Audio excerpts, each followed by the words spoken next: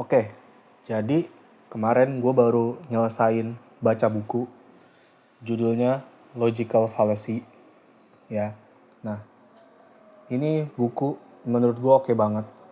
Inti dari buku ini adalah menguak kesalahan-kesalahan berpikir yang kerap kita jumpai sehari-hari. Ditulis oleh Muhammad Nuruddin.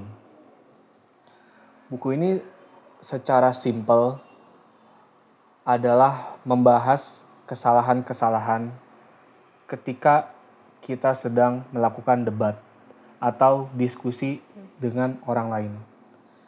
Misalnya contoh, kayak gimana sih cara kita membangun sebuah argumen yang baik, cara membalas argumen orang lain, atau sesimpel apa sih yang bisa kita tentukan sebuah argumen itu benar atau salah.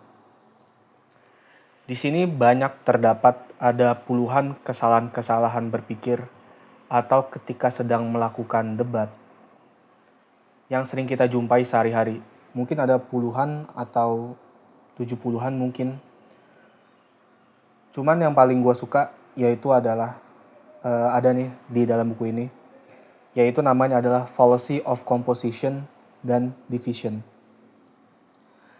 Yaitu di mana kita menganggap sesuatu yang keseluruhan itu sudah pasti absolut secara keseluruhan. Dan juga sebaliknya, sesuatu yang kita lihat dilakukan oleh sebagian, itu pasti dilakukan oleh sebagian juga gitu. Misalnya, contoh gini, kalau kita lihat di internet gitu misalnya, banyak kita melihat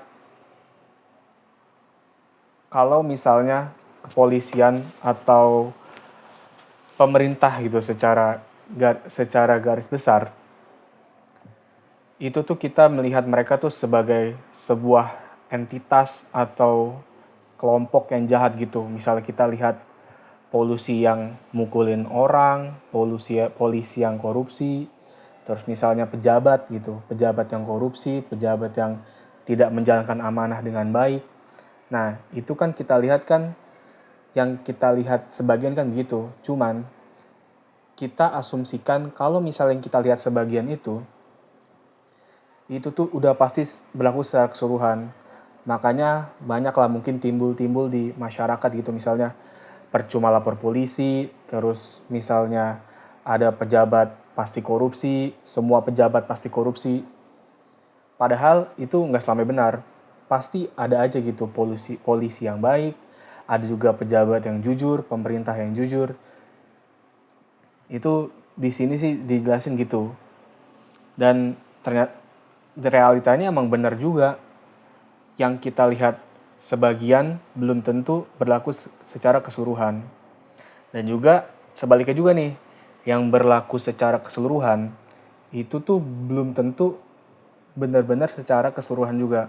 Misalnya contoh gini, ada narasi di mana semua ustadz itu adalah orang baik. Oke, semua ustadz adalah orang baik. Mungkin secara singkat, argumen ini atau klaim ini, bukan argumen, klaim ini tuh benar gitu, semua ustadz itu adalah orang baik.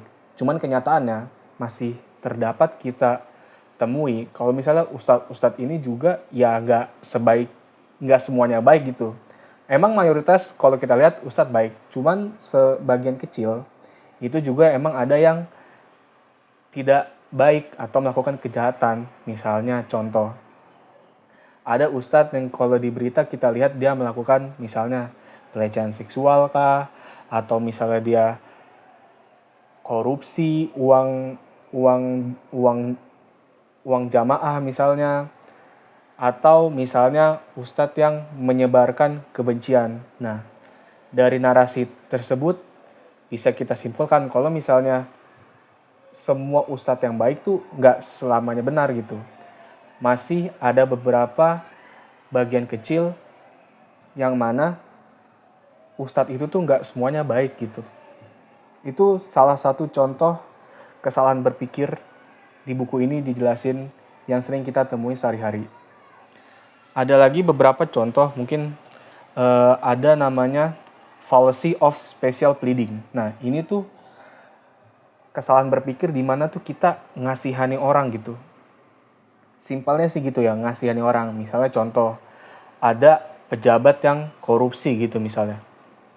Nah, di situ tuh ada kesan di mana tuh kalau misalnya pejabat korupsinya ini baik gitu selama hidupnya, misalnya dia tuh rajin beribadah, sering menolong anak yatim, terus misalnya suka bersedekah. Nah, ada kesan di mana ketika dia melakukan korupsi, maka kita tuh perlu memaafkannya atas dasar kasihan. Nah, yang mana itu kan itu nggak benar gitu. Yang mana kalau misalnya seseorang itu dia melakukan kejahatan korupsi, nah itu tuh udah pasti wajib itu harus dihukum sebagaimana hukum yang ada di Indonesia atau yang ada di dunia ini secara umum gitu. Mungkin itu sedikit beberapa contoh-contoh di buku ini tentang kesalahan berpikir ketika kita berargumen atau berdebat yang sering kita temui sehari-hari. Menurut gue,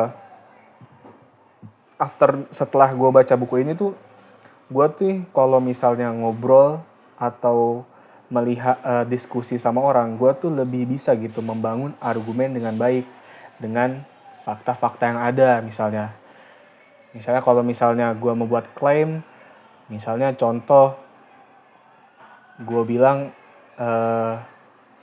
bentar gue nyari contohnya dulu nih. Misalnya membaca buku itu adalah kegiatan yang positif. Nah itu kan sebuah klaim tuh. Nah di situ tuh gue ngerasa tuh gue bisa nih ngebangun kalau misalnya kenapa sih gue bisa mengklaim kalau misalnya membaca buku itu baik.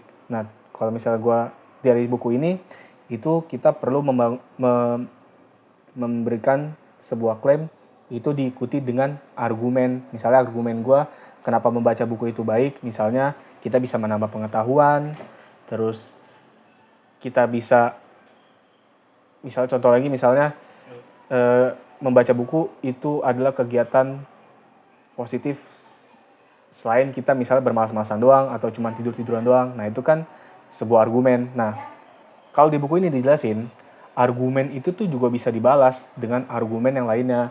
Misalnya kalau misalnya tadi dengan klaim tadi gue tuh, itu tuh bisa dibalas misalnya kayak membaca buku sekarang misalnya udah ada HP gitu dan gak penting lagi. Nah itu kan sebuah argumen dibalas dengan argumen. Nah itu tuh kalau gue setelah membaca buku ini, gue tuh ngerasa lebih nerima nih, oh iya benar juga nih kalau misalnya membaca buku itu bisa membaca buku itu baik, sebuah klaimnya. Argumen gue adalah membaca buku itu bisa menambah ilmu, cuman argumen balasannya adalah membaca buku ini udah gak terlalu penting karena misalnya udah ada internet, udah ada YouTube. Nah gue sebagai udah tahu nih cara membangun argumen yang baik tuh gue bisa membalas lagi argumen dia. Misalnya contoh kayak membaca buku itu lebih baik daripada membaca di internet karena misalnya kita bisa mengurangi penggunaan HP melihat layar. Nah itu kan argumen-argumen lain tuh yang kita bangun atas sebuah klaim dibahas dengan argumen. Itu sih yang bisa gue lihat dan gue rasakan setelah membaca buku. Juga kalau misalnya gue sedang berdiskusi juga nih, salah satu yang gue dapatkan setelah baca buku ini, kalau misalnya gue lagi diskusi dan kalau misalnya nggak setuju, itu tuh nggak masalah banget. Kita tuh bisa membalas argumen orang lain, terus argumen orang lain tersebut gue balas lagi dengan argumen, lalu dibahas lagi dengan argumen, lalu terjadilah diskusi gitu. Itu sih, jadi lebih merasa nggak selamanya kalau misalnya nggak setuju tuh udah pasti bertengkar atau berantem gitu sih. Mungkin secara singkat gitu kali ya. Itu dulu. Oke, mantap.